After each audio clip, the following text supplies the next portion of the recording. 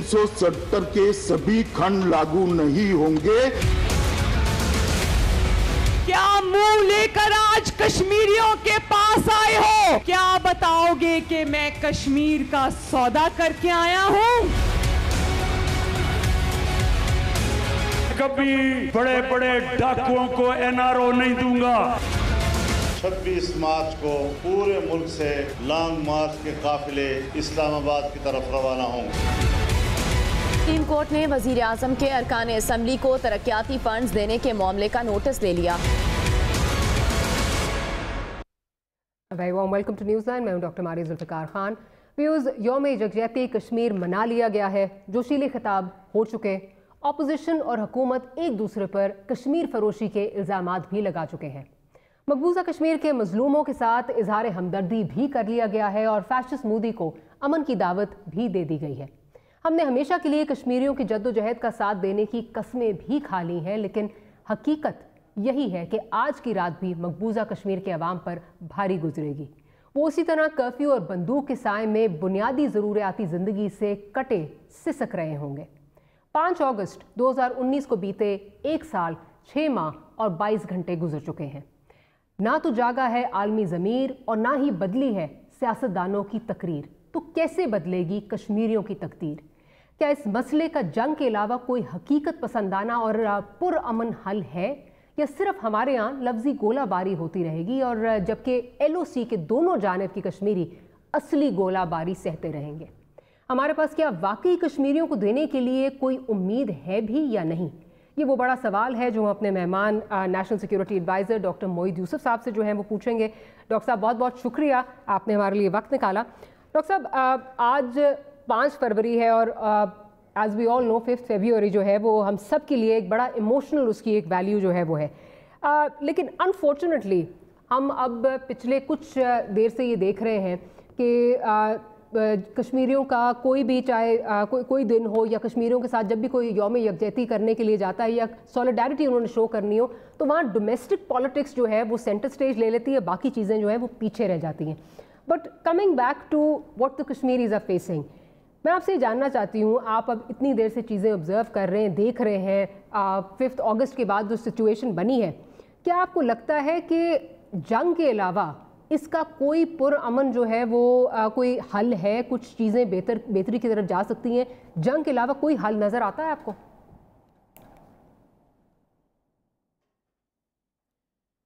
शुक्रिया मारिया। देखिए, पहले तो मैं ये बात कहूँगा कि जंग हल नहीं है। आप जंग के अलावा कह रही हैं, इससे ये तासुर ना जाए कि जंग हल है जिसको हम परसू नहीं कर रहे। जंग तो हल हो ही नहीं सकता एक न्यूक्लियर रीजन में। अब आ जाएगी बात कि क्या हल हो सकता है। देखिए, जो आपने इब्तदाई में बात की है, मैं उससे 100% इत्तफाक करता हूँ। शायद आपको हैरानगी भी हो, लेकिन मेरा कोई दिन नहीं गुजरता मेरे दफ्तर में और बाकी तमाम रियासती अहलकारों का, मैं आपको गारंटी करता हूँ, जब मैं ये सोचते हुए घर ना जाऊँ कि एक और दिन गुजर गया, कश्मीर का हल नहीं निकला और कश्मीरियों पे मकबूजा कश्मीर में क्या गुजर रही है। This is my responsibility. If I don't think like this, तो फिर मैं अपने ओथ को पूरा नहीं कर रहा। ओथ ये नहीं है कि मैं आऊँ और एक रियल इस्टेट की बात करूँ कि जी टेरिटरी चलें 100 साल और। ओथ ये है कि कश्मीरी ज़िंदगी जो है उसकी रिस्पॉन्सिबिलिटी है कि जितनी जल्दी ये मसला हल हो सके ताकि वो हिंदुस्तान की बर्बरियत में जो रह रहे हैं उससे उनको निजात मिले। सो ये बात आपकी बिल्कुल दुरुस्त है। अब आ जाइए इस बात पे कि अच्छा 5 अगस्त हुआ और फिर क्या। देखिए, पहला मरहला मेरे नज़दीक हम काफ़ी हद तक अल्हम्दुलिल्लाह कामयाब हुए हैं। ये इस तरह नहीं है कि पब्लिक आई में हर दफ़ा होता है तो शायद ये रजिस्टर नहीं होता, लेकिन अक़वाम मुत्तहिदा में ये बात उठी है। अक़वाम मुत्तहिदा के सेक्रेटरी जनरल ने बारहा ये बात की है, UN ह्यूमन राइट्स कमिश्नर की रिपोर्ट्स हैं। और मैं आपको एक और बड़ी तब्दीली ये बताऊं कि हम इसका एनालिसिस रेगुलरली करते हैं। वेस्टर्न मीडिया और प्रेस जो हिंदुस्तान को सबसे ज़्यादा सपोर्ट करता है, वहाँ पे कश्मीर की डिस्कशन मुकम्मल तौर पे तब्दील हुई है। टेररिज्म का वर्ड नहीं आता, प्रो इंडिपेंडेंस की बात होती है। US कांग्रेसमैन और वुमेन ने बात की, UK पार्लियामेंट। सो जहाँ तक ये बात बावर कराना कि हिंदुस्तान एक ऑक्यूपाइड, इलीगली ऑक्यूपाइड टेरिटरी में क्या कर रहा है, ह्यूमन राइट्स वायलेशंस के हवाले से, वो बात अब रजिस्टर हुई है और सर्जरिश हिंदुस्तान की बारहा हो रही है। उसमें उनकी भी बड़ी गलतियां, मैं ये नहीं कह रहा कि कोई हमारा क्रेडिट, उसमें कश्मीरी डायस्पोरा ने बड़ा रोल अदा किया। अब आ गया दूसरा मरहला, जो फ्रस्ट्रेटिंग मरहला है कि इस अंडरस्टैंडिंग को, ये बात बावर कराने के बाद दुनिया वो एक्शन क्यों नहीं ले रही जो इसका लॉजिकल अगला स्टेप है कि हिंदुस्तान को कंपेल किया जाए, मजबूर किया जाए कि आप अक़वाम मुत्तहिदा की रेजोल्यूशंस को फॉलो करें।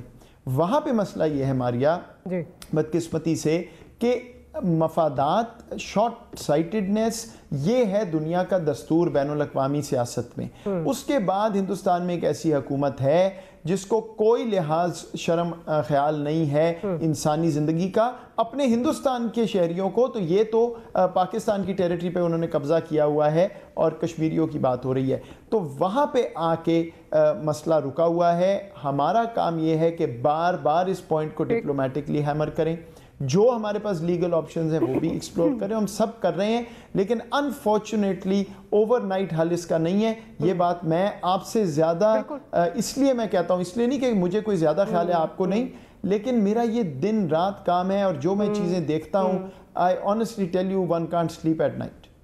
अच्छा डॉक्टर साहब, अब ये देखें हिंदुस्तान को, जैसे आपने बिल्कुल यू राइटफुली पॉइंटेड आउट कि मफादात यहाँ पे जहाँ पे कन्वर्जेंस होती है तो वहाँ पे बड़ा मुश्किल है कि हिंदुस्तान की कोई सरजनिश उस तरह करे या हिंदुस्तान को जो है वो कंपेल करे कि यहाँ पे कश्मीरियों के साथ जो है वो कश्मीरियों की जो हक की बात जो है वो की जाए।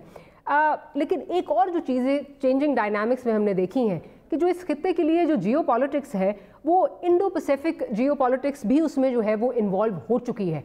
सो बेयरिंग दैट इन माइंड, आप क्या देखते हैं एंड गेम क्या आप समझते हैं? मतलब आई एम नॉट सेइंग कि वो लूजिंग होप और कोई एक आपको वो होपलेसनेस की फीलिंग है, लेकिन आप क्या देखते क्या हैं एंड गेम, यहाँ पे क्या देखते हैं आप?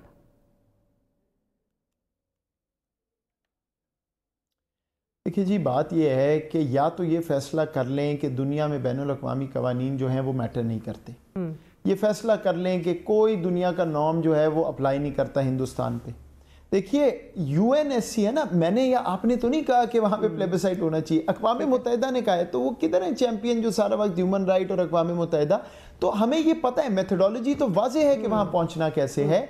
The world simply has to do the right thing.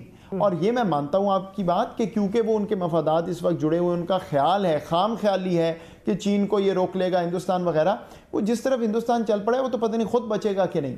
सो इसमें अनफॉर्चुनेटली वक्त लगेगा, ये हकीकत है, लेकिन हमारा काम है कि दिन रात इस इशू को रेस करना, जो अपॉर्चुनिटी मिले इंटरनेशनल लॉ के बाउंड्स में रहते हुए। हम हिंदुस्तान की तरह रोग रियासत नहीं बनने लगे, हम ईयू डिसइंफो लैब वाली चीज़ें नहीं करने लगे जो उन्होंने दिखाई हैं, लेकिन इस इंटरनेशनल लॉ के बाउंड्स में रह के बहुत सी ऑप्शंस हमने एक्सप्लोर किए। मैं आपको बता रहा हूँ जो तब्दीली आई है नैरेटिव में, ये खुद से तो नहीं आ गई, इस पर बहुत सा काम हुआ है, लेकिन ऑब्वियसली वो उस तरह रजिस्टर नहीं होती। दूसरी मैं आपको एक छोटी सी ये बात बता दूँ कि ये मत भूलिए कि जब बात होती है तो किस बारीकी में मकबूजा कश्मीर में लोग देखते हैं। आज मैं सुबह सदर मुमलिकत के साथ एजे के असेंबली में था, तो वहाँ पे हुर्रियत के कुछ लोग, मकबूजा कश्मीर के लोग थे, वो इत्तफाकन मेरे साथ बैठे हुए थे। वो मुझे ये कह रहे थे कि जी आप लोग ये जहन में रखें कि आप जब बात करते हैं तो एक छोटी छोटी बात भी आपकी रजिस्टर होती है। और उन्होंने मुझे एग्जांपल दिया कि मेरे बारे में बात करते हो कि आपने करण थापड़ को इंटरव्यू दिया था, उसके बाद मकबूजा कश्मीर में एक पूरा रिएक्शन आया कि पाकिस्तान हमारे साथ खड़ा है, फ्रंट फुट पे, और वजीर आजम साहब की बहुत सी तकरीरें, तो वो तो इस लेवल पे देख रहे हैं पाकिस्तान की तरफ, पाकिस्तान उनका एंकर है। तो हमें एक पेज पे होके, मजबूत होके, इस पे खड़े होके बात करते रहना है। उनकी उम्मीद मौजूद है, रहेगी, क्योंकि पाकिस्तान कभी पीछे हट ही नहीं सकता। और आज ये दोबारा से 5, 7, 8 दफ़ा वज़ीर आज़म साहब ने रीइंफोर्स किया अपनी तकरीर में।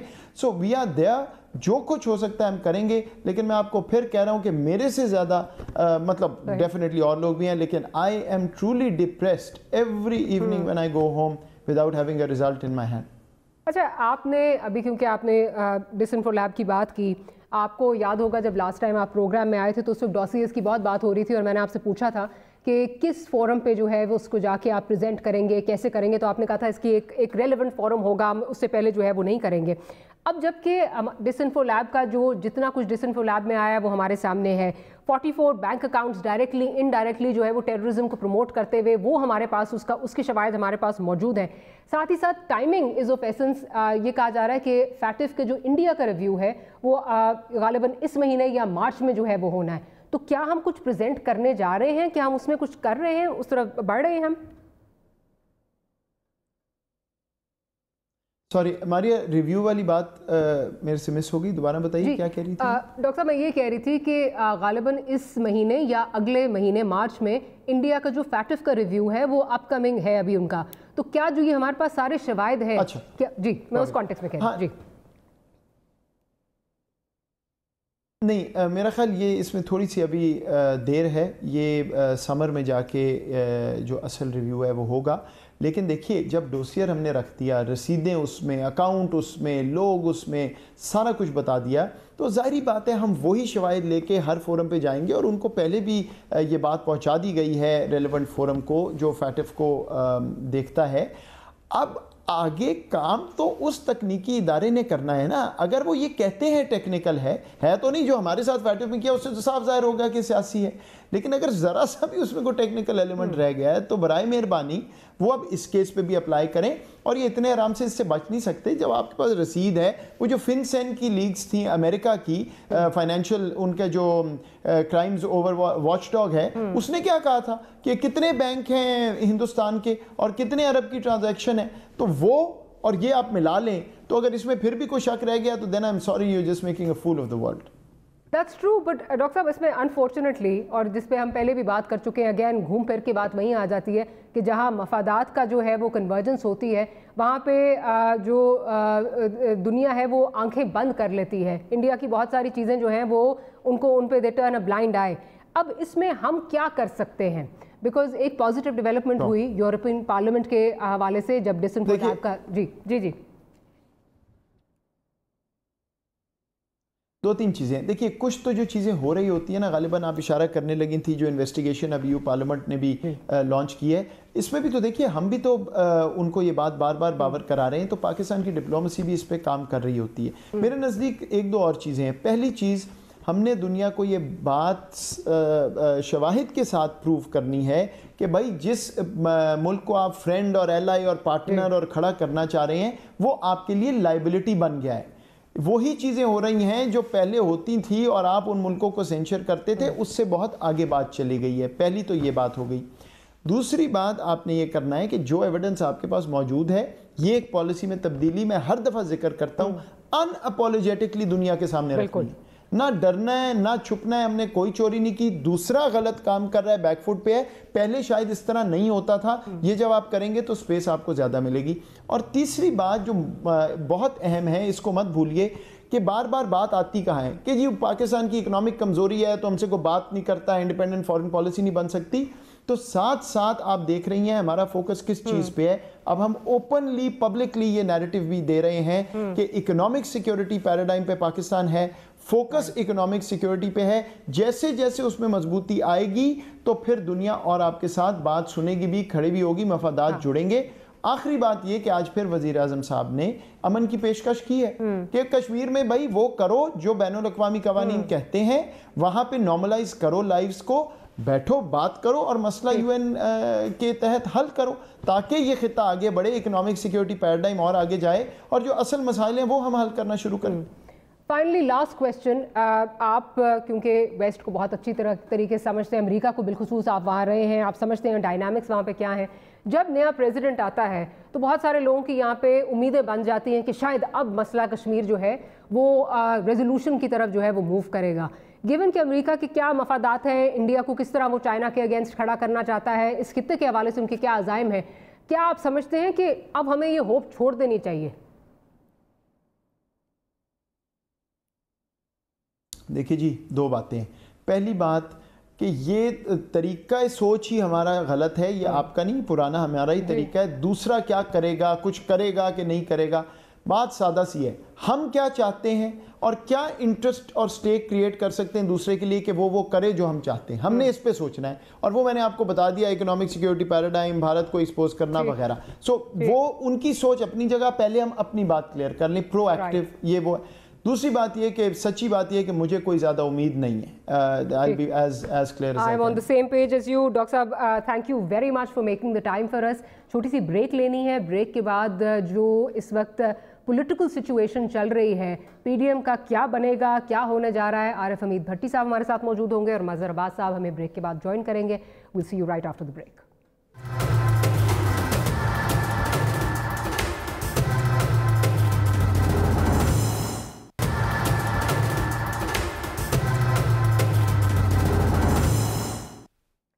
Welcome back after the break. PDM बामुकाबला हुकूमत। आज तो सियासी बयानी के लिए कश्मीर फरोशी के इल्ज़ामात का दिन था, लेकिन हुकूमत और पीडीएम की जारी लड़ाई में रवां हफ्ते पार्लियामेंट में भी खूब हंगामाराई हुई और कल बिल आखिर पीडीएम ने 26 मार्च को हुकूमत मुखालिफ लॉन्ग मार्च करने का ऐलान भी कर दिया है। सेनेट इंतखाब के बाद इस लॉन्ग मार्च से शायद पीडीएम की फेस सेविंग हो जाए। अब जबकि सेनेट 7 कौमी और सूबाई असेंबलीज के हलकों के इंतखाबात सर पर है, जिनमें अपोजिशन इत्तेहाद भरपूर शिरकत करेगा, तो क्या इस्तीफों से भाग जाने वाली अपोजिशन ने यह तय कर लिया है कि पार्लियामान को चलने नहीं देना और एहतजाज से हुकूमत पर दबाव बनाए रखना है? क्या अपोजिशन का ये तरीका कारगर होगा? और दूसरी चीज़ जो इम्पोर्टेंट इस हफ्ते में नज़र आई है वो ये है कि सुप्रीम कोर्ट से हुकूमती फैसलों पर खासा बरहमी का इजहार जो है वो किया गया है। क्या ये सूरत हाल आगे चलकर हुकूमत के लिए मसाइल बना सकती है? अपने पार्टिसिपेंट्स, अपने जो एनालिस्ट हैं, उनसे इस बारे में बात करेंगे। आरिफ हमीद भट्टी साहब हमें ज्वाइन कर चुके हैं और साथ ही साथ मजहर अब्बास साहब ने भी हमें ज्वाइन कर लिया है। तो मेहमानों के पास जाने से पहले अगर प्रोड्यूसर साहब, अगर आज जो बिलावल साहब का जो शॉट है अगर वो सुनवा दीजिए, फिर आगे चलती हूँ। कल पीडीएम का इजलास हुआ था इस्लामाबाद में, ये फैसला हो चुका है 26 मार्च को लॉन्ग मार्च आगाज होगा। हम इस मुल्क के हर कोने से निकलेंगे इंशाअल्लाह ताला। हम आपके इलेक्शन से पहले इस हुकूमत को घर भेज देंगे। मल साहब, 31 जनवरी आई चली गई, उसके बाद एक आ गया कि 4 फरवरी को जो है वो कोई बहुत बड़े ऐलानात जो है वो होने वाले हैं। एक्सपेक्टेशंस ये थी कि नो कॉन्फिडेंस की जो बात हो रही थी उस पर शायद कोई हतमी फैसला होगा, इस्तीफों पर जो है वो कोई हतमी फैसला होगा, लेकिन लॉन्ग मार्च का कह दिया गया वो भी 26 मार्च को, और वो भी धरना नहीं है, पीपल्स पार्टी वैसे ही उस पर एग्री नहीं कर रही। तो क्या ये कहना जस्टिफाइड होगा कि पीडीएम के गुब्बारे से हवा निकल चुकी है, या आप समझते हैं अभी भी पीडीएम कुछ कर सकती है? देखिए, मैं ये इस तरह की टर्मिनोलॉजी तो नहीं यूज़ करता, लेकिन पीडीएम को खुद ही सोचना पड़ेगा। बिलावल भुट्टो इतनी बड़ी बड़ी बातें करते हैं और उसके बाद अल्टीमेटली जो है वो झाग की तरह बैठ जाते हैं। यानी बात वो कर रहे हैं कि आज़ाद कश्मीर के इलेक्शन से पहले ये गवर्नमेंट चली जाएगी। पहले बात कर रहे थे 31 दिसंबर से पहले गवर्नमेंट चली जाएगी, फिर बात कर रहे थे 31 जनवरी। पीडीएम का प्रॉब्लम यही बन रहा है कि वो इतना बड़ा दावा करते हैं और फिर एकदम पूरे उस दावे से विड्रॉ कर लेते हैं। यही प्रॉब्लम ज़रूरी है। इस्तीफ़ा देंगे, नहीं देंगे, असेंबलियों में जाएंगे, नहीं जाएंगे, सेनेट के इलेक्शन में हिस्सा लेंगे, नहीं लेंगे, बाई इलेक्शन में हिस्सा लेंगे, नहीं लेंगे। मेरा ख्याल है पीडीएम को बैठ के संजीदगी से अपने पूरी स्ट्रैटेजी को रिव्यू करना चाहिए। अब तक की जो उनकी स्ट्रैटेजी है वो नाकाम हुई है, और जब अपोजिशन की कोई स्ट्रैटेजी नाकाम होती है, कोई चीज़ नाकाम होती है, तो उसका बाय डिफ़ॉल्ट फ़ायदा गवर्नमेंट को होता है। उनके चाहे उनकी बैड गवर्नेंस हो, उनकी महंगाई की जो उन पर दबाव है, बेरोज़गारी का जो दबाव है, वो सारी चीज़ें जो हैं वो एक अपोजिशन के एक्शन से उनको एकदम एक जो है वो ऑक्सीजन मिल जाती है। अब सेनेट के इलेक्शन हैं, आप पहले कौमी असम्बली, सूबाई असम्बलियों के इलेक्शंस हुए, आपने कहा कि इलेक्शन में धांधली हुई है, सिलेक्टेड वज़ीर आज़म है, लेकिन 2.5 साल तक उस पार्लियामेंट में बैठे रहे। तमाम उसके अंदर होने वाले इलेक्शंस में बशमूल speaker, deputy speaker, chairman senate, सब में हिस्सा लिया।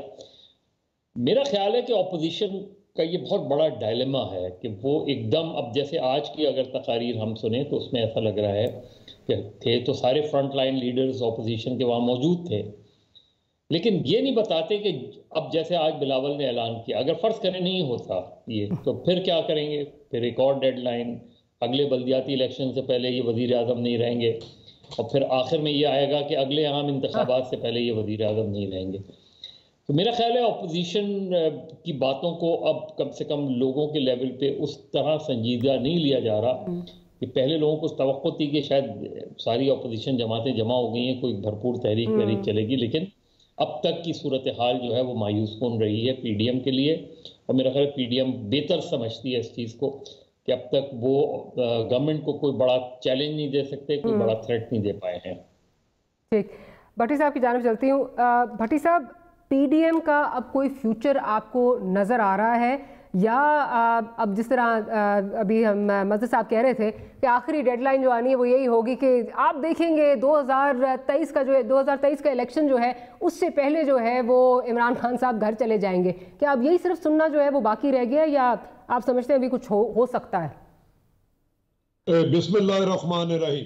देखिए, मदर अब्बास साहब ने बड़ा तफसीली बता दिया। ये इस्तीफे देने निकले थे, फिर इस्तीफा लेने मांगा, फिर 8 दिसंबर को हुकूमत नहीं रहेगी, 13 दिसंबर को नहीं रहेगी, दिसंबर में नहीं रहेगी, जनवरी में नहीं रहेगी।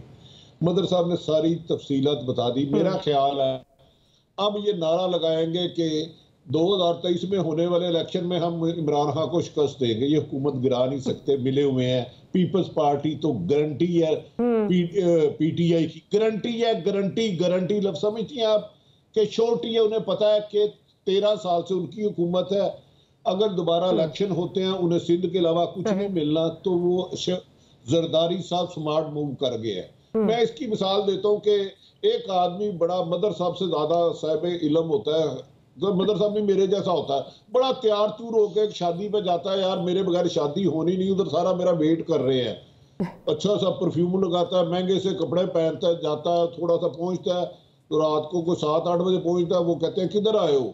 उन्हें कहा जनाब शादी है। वो टेंट वाले बेचारे टेंट उतार रहे होते हैं, उन्हें कहा मेरे दोस्त की शादी है, उसने कहा जी वो तो दोपहर को हो गई थी। तो लिहाजा पीडीएम के साथ ये हुआ है। मरियम नवाज और मौलाना साहब ने शेरवानी सुलाई, जरदारी साहब दोपहर का खाना खा के आ भी गए भाई लोगों से और उनको गारंटी मिल गई, उनके केस सारे खत्म हो गए। एपीसी के बाद एक पीपल्स पार्टी का बंदा बताए जो गिरफ्तार हुआ, एक सिंगल। खुद मरियम का ट्विटर साल खामोश क्यों रहा? खुद नवाज शरीफ खामोश क्यों रहे? एक डील के तहत आए। अब सिर्फ सर्वाइवल है कि मरियम नून लीग पे कब्जा करना चाहती हैं, क्योंकि उनकी एक ख्वाहिश है कि अल्लाह ताला नवाज शरीफ साहब को और जिंदगी दे, वो नून लीग की बन जाए। अब मैं अगली इतला दे दूं, मेरी खबर है फैसले तो अदालतों ने करने, हमजा शहबाज आ रहा है, इन्हें तो अपनी जमात में तायद हासिल नहीं है। 3 दिन पहले मरियम साहबा ने एक मीटिंग की और उन्हें कहा है, कुछ सीनियर लोगों को डांटा कि मुझे पता है आप शहबाज साहब को क्या क्या जाके बताते हैं, पहले मैं इमरान खान से निबड़ लूं। तो लिहाजा मैं बताऊं आपको, ये मरियम साहबा को भी पता है, मौलाना साहब को भी पता है हुकूमत नहीं जा रही। मौलाना साहब का अच्छा खासा जो उनके घर कोई मेहमान आता है, उनके हाथों में अच्छे खासे अटैची होते हैं, वजनी या ब्रीफ केस, उनका तो काम चल रहा है। मरियम का डेस्परेट है कि वो कह रही है कि रिजाइन दे, वो खुद कौमी असम्बली की मेंबर नहीं है। मौलाना साहब इस्तीफा मांग रहे हैं, वो खुद नहीं है। नवाज शरीफ मांग रहे हैं, वो खुद नहीं है। तो बिलावल साहब ने, आप देखें इन्होंने खुदकशी कैसे की पीडीएम ने। असल इनका था कि इस्तीफे देंगे या धरना। और भाई लॉन्ग मार्च कर भी लोगे, सुबह जाओगे, नारे लगाओगे, गालियां दोगे, बुरा भला कहोगे, शाम को कपड़े झाड़ोगे, जल्दी से एयर कंडीशन महंगी महंगी गाड़ियों में बैठोगे, बाद में कोई मलक रियाज के कोई किसी के जहाज में बैठ के अपने शहर में वापस चले जाएगा। सो वट भैया, आपने पहले गुजरांवाला, पिंडी 10 जगह जलसे कर लिया, क्या हुआ? आपने देखे जब मोहतरम मौलाना साहब ने कल फरमाया, धरने का लफ्ज नहीं इस्तेमाल किया, मार्च, ऐसे ही इस्तीफों का जिक्र ही नहीं किया। और वो जिन 2 बंदों की एस्टेब्लिशमेंट के आईएसआई और डीजी आर्मी चीफ का रिजाइन मांग रहे थे, कल उनका नाम लेना ही भूल गए। बिल्कुल नहीं, अब तो मौलाना साहब कह रहे हैं नाराजगी है, एस्टेब्लिशमेंट से हमारी नाराजगी है, अब तो ये हो गई है। नहीं, वो कह रहे हैं अपनों से ही गिले शिकवे होते हैं। तो मुझे लग रहा है मौलाना साहब उधर जाके फैजाबाद गाना गुनगुनाएंगे, रूठे हो पिया तुमको कैसे मनाऊं, अंदर से आवाज आएगी, जा झूठिया माफ कर दे सानू। चले जी मतलब आप पीडीएम से कोई खास तवक्को नहीं है, कोई तवक्को नहीं है। मेरा ख्याल है हम सब की तरह आपको भी कोई तवक्को नहीं है मतलब। लेकिन अगर एनालाइज किया जाए जब लाहौर जलसा हुआ था उसके बाद आपको याद होगा प्रोग्राम में आए थे, तो आपकी और सईद काजी साहब की ठीक ठाक जो है वो एक वर्बल जो है वो आर्ग्यूमेंट आप लोगों का हो रहा था। उस वक्त बात हो रही थी कि ये आप समझते थे कि अभी भी बहुत कुछ हो सकता है, लोग बाहर निकाल पाएंगे, लेकिन अब जो चीज़ें नज़र आ रही हैं उसमें शायद ये लगता है कि एक तो the final nail in the coffin, और पीपल्स पार्टी की जानिब से भी लाहौर का जलसा जो है वो एक बड़ी वजह जो है वो बनी है, क्योंकि लाहौर में उस तरह लोगों को नहीं लाया जा सका। दूसरा, क्या आप समझते हैं कि आम आदमी इन जलसों में शिरकत नहीं कर रहा, वो इनकी बातों पे माइल नहीं हो रहा? One, that is the reason. Secondly, कि जो एंटी इस्टेब्लिशमेंट स्टांस इनका रहा है उसकी वजह से भी काफ़ी जो है वो मुश्किलात आई हैं आम आदमी को माइल करने में और अपने स्टांस की पॉपुलैरिटी में। नहीं, देखिए, एक पंजाब की पॉलिटिक्स भट्टी साहब मुझसे बेहतर जानते हैं। पंजाब कभी भी एजुटेशनल पॉलिटिक्स में नहीं जाता। 77 से बड़ी तहरीक कोई नहीं चली। 77 में भी 1 महीने तक पीएनए की मूवमेंट में पंजाब से कोई आवाज़ नहीं उठ रही थी, पंजाब में कोई बड़ा एहतजाज नहीं हो रहा था जी। 9 अप्रैल 1977 को लाहौर में गोली चली है, तो उसके बाद उसमें थोड़ी सी जान पड़ी है। एमआरडी की पूरी तहरीक उठा लें, उसमें पंजाब में बिल्कुल हमें कुछ नहीं नज़र आता। पंजाब के अंदर कोई बड़ी गिरफ्तारियां ज़रूर होती हैं, कारकुनों की बेइंतहा गिरफ्तारियां होती हैं, पंजाब में बहुत लोग पकड़े जाते हैं। तो पंजाब का मिजाज एहतजाजी तहरीक में हमेशा जो है वो बहुत ही बैक बेंचर्स होते हैं। लेकिन अगर जब वोट का मामला आता है 77 में जो है, आप देख लें कि अगर 77 अक्टूबर 77 में इलेक्शन हो जाते, पीपल्स पार्टी भुट्टो पंजाब में स्वीप कर जाता।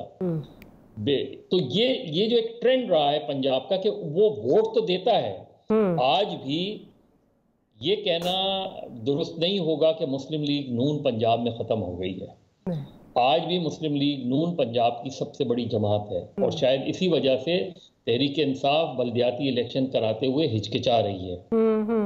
तो उनका वो एज ए पार्टी ब्रेक नहीं हुए हैं, डिफरेंस ऑफ ओपिनियन ग्रुप सब कुछ है, लेकिन जिस तरह के हमने मादी में देखा वो क्रैक्स हमें नहीं नजर आते। इलेक्शंस होगा तो मुस्लिम लीग नून बल्दियाती इलेक्शन में एक बड़ी जमात बनके उभरेगी। ये अब भी चीजें ग्राउंड पे मौजूद हैं। पीपल्स पार्टी का वोट बैंक अब भी सिंध में उसी तरह इंटैक्ट नजर आता है हमें। तो जो वोट का ताल्लुक है वो वोट तो अभी तक अपनी जगह पे जुड़ा हुआ है, लेकिन जो एजुटेशनल पॉलिटिक्स है उसका एक माहौल होता है, उसके लिए एक टेम्पो बनाया जाता है। अब ये जो पीडीएम ने तहरीक शुरू की, इसकी स्ट्रेटजी में ही इतने नुक्स थे कि लोग 2018 का इलेक्शन हो चुका है, 2 साल हो चुके हैं, 2.5 साल हो चुके हैं, कोई वजह नहीं नजर आती कि लोग दोबारा जिस तरीके से उठाया जाता, अगर महंगाई का इशू, बेरोजगारी, उसमें भी लोग उस हद तक आगे नहीं जाते हैं कि आप जो है खुद गिरफ्तारियां दे दें, जलाओ घराओ शुरू हो जाए। तो मेरा ख्याल है पीडीएम की स्ट्रेटजी में फ्लॉ है, लेकिन ये नहीं है कि पीडीएम के पास लोग नहीं है, ऐसा नहीं है कि पीडीएम के पास क्राउड नहीं है, लेकिन वो क्राउड किसी लंबे लॉन्ग मार्च या एजिटेशन या मार धाड़ या हड़तालों के लिए शायद नहीं निकले, क्योंकि ऑलरेडी वो बहुत ज्यादा फंसे हुए हैं, ऑलरेडी वो महंगाई के तले दबे हुए हैं। तो ये मेरा ख्याल है सबसे बड़ा जो ड्रॉबैक है ऑपोजिशन का, वही कि उन्होंने तहरीक को गलत अंदाज में शुरू किया, उनकी स्ट्रेटजी में फ्लॉ था। एंटी एस्टैब्लिशमेंट का मसला नहीं है, ये एक खास डिफेंस एनालिस्ट जो एक लेके घूमते रहते हैं चीज़ें कि जी इस वजह से लोग नहीं निकले, मैं नहीं समझता कि वो रीज़न है। क्राउड को कोई डिनाई नहीं कर रहा, क्राउड तो पुल कर सकते हैं, लेकिन वो ज़्यादातर हमने देखा है कि जो उनके आप देखिए जो पार्टी वर्कर्स हैं वो ज़्यादा आपको नज़र आते हैं। इवन लोगों को जो है टास्क दिया होता है कि अपने हल्के से इतने लोग जो हैं वो आपने लेके आने, ज़्यादा party workers, that's what I meant, क्योंकि नून लीग का जो वोटर सपोर्टर है वो ज़्यादा ताजिर बिरादरी है, वो एहतजाजी सियासत में जो है वो ज़्यादा दिलचस्पी नहीं रखता और कभी नहीं निकलता, जिस तरह आप भी कह रहे हैं। मैं भट्टी साहब की जानिब जाऊँगी। भट्टी साहब, ये बताइए कि आप क्या समझते हैं, क्या ये बात दुरुस्त है कि एक तो एंटी इस्टेब्लिशमेंट स्टांस जिसकी बात हो रही है, और साथ ही साथ एक बहुत बड़ा फैक्टर ये है कि अवाम को इनका जो बयानिया था उस पर बिल्कुल ट्रस्ट नहीं था। जब हम लोगों में जाते हैं और आप बहुत ज़्यादा लोगों में जाते हैं तो यही बात होती थी कि जी अपनी ये चोरियाँ बचाने के लिए निकलें, अपनी चीज़ों को जो है वो बचाने के लिए निकलें, हमारा इनको कोई ख्याल नहीं है। डॉक्टर साहबा, मैं 30 साल हो गए लाहौर में जी। मैं एक गुजारिश कर रहा हूँ कि एंटी एस्टेब्लिशमेंट बयानिए में तो इनके घर में एक नहीं है। मैं यकीन से कहता हूँ शहबाज शरीफ साहब इस बयानिए में नहीं है। लाहौर का जलसा शहबाज शरीफ की वजह से नाकाम हुआ क्योंकि उनके 3-4 करीबी दोस्त अमलन पंजाब को मोहतरम हमजा शहबाज साहब चलाते रहे हैं। अमलन 10 साल 8 से लेकर 18 तक इनकी हुकूमत रही और इनके जो हमजा साहब के करीबी तरीन आदमी थे, यकीनन मैं लाहौर में रहने वाला हूँ, मुझे भी मिले। मैं क्या यार क्या वजह नाकाम हो गया? कहता है मरियम तो हमें हकीर समझती है, जाती उम्र हमने घुसने नहीं देती, हमें क्या जरूरत है, जो इसके लोग हैं इसको जाए, हम क्यों उसको जलसे में जाए। ये लफ्ज जो मुस्लिम लीग नून के वर्कर है, जो मुस्लिम लीग नून से बसता है। दूसरी बात, मैं ये नहीं कहता कि पीटीआई का नून लीग का वोट बैंक खत्म हो गया, लेकिन ये मेरा अब जाती ख्याल है कि सियासतदानों पे अब लोगों का एतमाद उठ गया है। वो समझ चुके हैं कि हर पॉलिटिशियन आता है, हमें नाम का इस्तेमाल करता है, टिश्यू की तरह फेंक देता है। मेरी अपनी राय, मौलाना साहब को देख लें कैसे यू टर्न बड़ा सा उन्होंने लिया है। मौलाना साहब की तो कभी भी क्रेडिबिलिटी रही नहीं ना। देखे कभी वो इस पोजीशन में नहीं आया कि वो पूरे मुल्क में अपनी हुकूमत बना सके, कि इवन के केपीके में बना दे। लेकिन पीपल्स पार्टी और नून लीग 2 बड़ी जमातें थी जो सोलो अपनी जो हुकूमतें बनाती रही हैं। मौलाना साहब छोड़ दे, वो इतना मैटर नहीं करते, वो मदरसे के तलबा है। लेकिन मेरे ख्याल में इमरान खान तो एक तो 23 तक पूरे करेंगे, क्योंकि जिस अवाम ने उनको लाया है वो अवाम नहीं जाने देगी। करवा सच है जिसका मैं और आप नाम नहीं ले सकते। दूसरी बात, इमरान खान की हुकूमत चले जाए तो इमरान खान के लिए भी अब लोग नहीं आएंगे। लोग बहुत बदजन हो गए पॉलिटिशियन से। वो कहते हैं, हर पॉलिटिशियन आता है हमें कहता है, कोई कहता रोटी कपड़ा मकान दूंगा, कोई कहता तालीम सेहत दूंगा। जब इक़्तिदार में आता है हम इग्नोर कर देते हैं। वरना बताए ना ये पीडीएम ने क्या इसके खिलाफ तहरीक चलानी है। ये तो इमरान खान को मजबूत करने जा रहे हैं। सेनेट में मेजोरिटी इमरान खान की हो जाएगी। इनकी वजह से इलेक्शन में हिस्सा लेने की वजह से वो तो बड़ी मेजोरिटी होकर उभर के आएंगे सामने।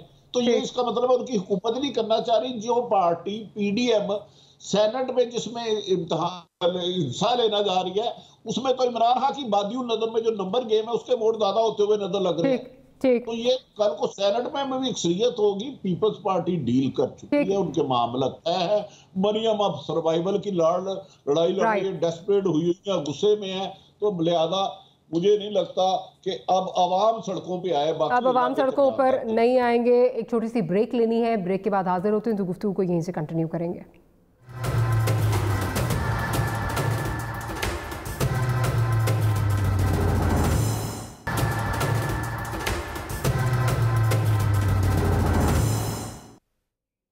Welcome back after the break. मर साहब की जानब जाऊंगी। मर साहब, बज़ाहिरन तो अपोजिशन जो है वो कोई बड़ा चैलेंज हुकूमत के लिए जो है वो नहीं पोज कर सकी, लेकिन गुज़िश्ता दिन जो रवा हफ्ता गुजरा इसमें हमने देखा है कि बड़े सख्त रिमार्क्स जो हैं वो सुप्रीम कोर्ट की जानिब से जो है वो गवर्नमेंट के लिए आए, बी एट लोकल गवर्नमेंट का मामला हो या जो सवाबदीदी फंड्स हैं, बहुत सारे और भी मसाइल जो सामने नज़र आए। क्या आपको लगता है कि कोई हुकूमत के लिए डिफ़िकल्टीज आ सकती हैं कोर्ट की जानिब से, सुप्रीम कोर्ट की जानिब से, वहाँ से कुछ मसाइल खड़े हो सकते हैं? देखिए, ये हुकूमत अपनी सबसे बड़ी ऑपोजिशन है और इसके अंदर जो प्रॉब्लम्स हैं वो तो बेइंतहा प्रॉब्लम्स हैं, गवर्नेंस से लेके करप्शन तक। ऐसा नहीं है कि करप्शन के भी जो इश्यूज आ रहे हैं, जिस तरीके से अंडर द कारपेट डाल दिया जाता है एहतसाब के अमल को, सिर्फ one sided one way traffic चल रही है एहतसाब के अमल की। तो ये गवर्नमेंट अपने लिए बहुत बड़ी ऑपोजिशन क्रिएट कर रही है। मरदमशुमारी का मसला हो जाए या लोकल बॉडीज़ का मसला हो जाए, अपने इत्तेहादियों को जुड़े रखने का मसला हो जाए। और भट्टी साहब बैठे हैं, भट्टी साहब ज़्यादा बेहतर बता सकते हैं कि जो पंजाब की सूरत हाल है। तो मेरा ख्याल है कि इस गवर्नमेंट को किसी और अपोजिशन की ज़रूरत नहीं है। इनके अंदर की जो प्रॉब्लम्स हैं यही इमरान खान के लिए जो है वो प्रॉब्लमेटिक बन सकती हैं अगर इसको ओवरकम नहीं किया, क्योंकि लोगों को कोई रिलीफ नहीं दे पा रहे, ये महंगाई को कंट्रोल नहीं कर पा रहे। पेट्रोल ले लें, गैस ले लें, बिजली ले लें, हर की कीमत ऊपर जा रही है। उसका इल्ज़ाम अब कब तक आप पिछली हुकूमतों को डालते रहेंगे? कुछ खुद भी जिम्मेदारियां लें, कुछ खुद भी चीज़ों को दुरुस्त करने की कोशिश करें। तो मेरा ख्याल है पीटीआई की प्रॉब्लम पीडीएम नहीं है, पीटीआई की प्रॉब्लम पीटीआई है। राइट। भट्टी साहब, आप किस तरह देख रहे हैं जो कोर्ट की तरफ से बड़े सख्त रिमार्क्स जो हैं वो आए हैं, मुतअद्दिद केसेस में बड़े सख्त रिमार्क्स आए हैं, इवन जो लोकल गवर्नमेंट्स का मामला है उसमें तो बहुत ही ज़्यादा सख्त कि जी डेमोक्रेसी किस तरह चला रहे हैं, डेमोक्रेसी पे सवालात, फ्रीडम ऑफ मीडिया एक्सेट्रा, बहुत ज़्यादा जो है वो तनकीद की है सुप्रीम कोर्ट की जानिब से। क्या आप समझते हैं ये आगे जाकर मुश्किलात पैदा कर सकते हैं हुकूमत के लिए? हरगिज नहीं, हरगिज नहीं, हरगिज नहीं। सुप्रीम कोर्ट के रिमार्क्स एक अलग चीज होती है। मैंने कोर्ट रिपोर्टिंग की या मदर साहब हमारे उस्ताद भी हैं और भाई भी हैं। फैसले क्या आए देखें, कल जिसकी बात कर रहे हैं कि लोकल गवर्नमेंट पे उन्होंने कहा कि मीडिया आजाद है, भाई मीडिया नहीं आजाद। क्या मीडिया एक वजह से कैद है? आपके पास वेज वार्ड का केस है सुप्रीम कोर्ट में पिछले 20 सालों से, वो फैसला कर दे।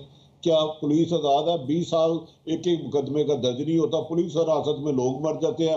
मॉडल टाउन के कातिल आज तक नहीं पकड़े गए, साहिवाल के कातिल आज नहीं पकड़े गए। और कौन सा दायरा इंडिपेंडेंट काम कर रहा है वो मुझे बताए ना। हाँ, मदर साहब ने जो सबसे खूबसूरत बात की है, अदालतें सुप्रीम कोर्ट से ऊपर तो अल्लाह की अदालत है ना।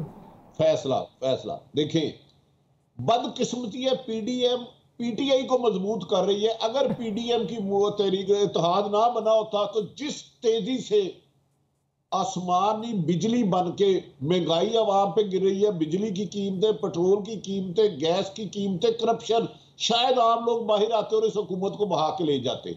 जो आम शहरी आते वो होता लीडरलेस, वो इनके एजेंडे के लिए, इनके लोगों को एनआरओ दिलाने के लिए कौम नहीं आ रहा। मेरे ख्याल में मैंने जितनी महंगाई, ला कानूनियत, बैंड गवर्नर्स अब देखी है डॉक्टर साहब, मैं यकीन करें मैंने नहीं देखी।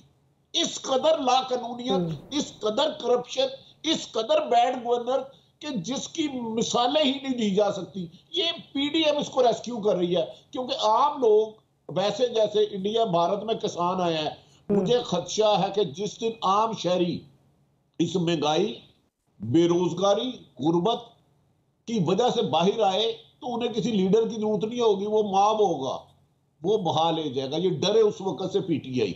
ये तो पीटीएम मेरा ख्याल है रेस्क्यू कर रही है, ना इनके पीछे लोग आते हैं, ना ये खुद साथ है। भट्टी साहब, कथा कलामी की माफी, कल पहली दफा पीडीएम ने जो है, जैसे मैंने पहले भी कहा, महंगाई मार्च की उन्होंने पहली दफा बात की है कि ये मार्च जो है महंगाई मार्च होगा। अब 10 तारीख को जो गवर्नमेंट सर्वेंट्स का जो ये एक एहतजाज है उसमें कहा जा रहा है कि पीडीएम इसमें शरीक होगी। क्या आप समझते हैं कोई अब it's too late, too little too late, या अभी भी कुछ गुंजाइश है कि पीडीएम इस पे कैपिटलाइज कर सकती है?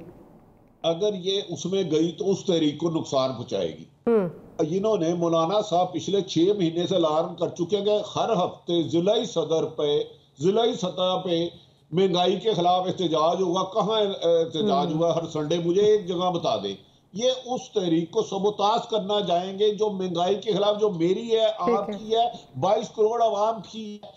वो महंगाई के खिलाफ क्या तहरीक चलाएगा जो 750 एकड़ में रहता है, जो बनी बिलावल हाउस रहता है, जिसको अपनी प्रॉपर्टी का। भट्टी साहब, आपका बिल्कुल आपका पॉइंट आ गया। अनफॉर्चुनेटली मुझे इंटरजेक्ट करना पड़ेगा। बहुत शुक्रिया भट्टी साहब आपका, मजहर अब्बास साहब आपका बहुत शुक्रिया।